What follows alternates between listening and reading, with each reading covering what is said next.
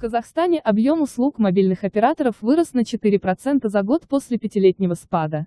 В то же время сотовая связь заметно подорожала. Объем услуг, оказанных казахстанскими мобильными операторами за 4 месяца, достиг 73 миллиардов тенге, что на 4,3% больше, чем год назад. Из них около 71% – услуги, оказанные населению, 51 миллиард тенге. С 2013 по 2017 годы в сегменте наблюдался постоянный спад. Рост объемов услуг объясняется как увеличением числа абонентов, так и ростом цен. Так, текущей весной 2 из 3 крупных операторов мобильной связи Казахстана, Теле2 и Билайн, повысили тарифы на свои услуги более чем на 10%. Абонентов поставили перед фактом, что услуги подорожают.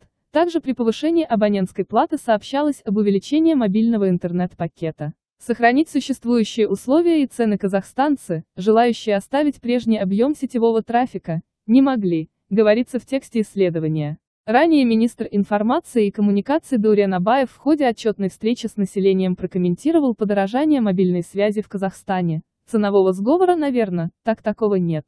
За качеством сотовой связи мы внимательно следим. И соответствующие меры мы будем предпринимать. Относительно тарифов, это экономический вопрос. То есть, это вопрос, когда сотовый оператор может сам менять тарифы. Это относится к их компетенции. Другое дело, мы предоставляем вам возможность отмены так называемого мобильного рабства.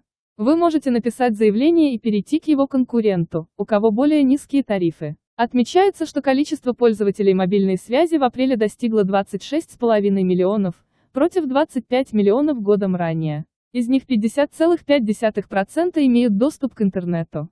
На 100 казахстанцев приходится 146 сим-карт, из них 74 у абонентов, пользующихся всемирной сетью.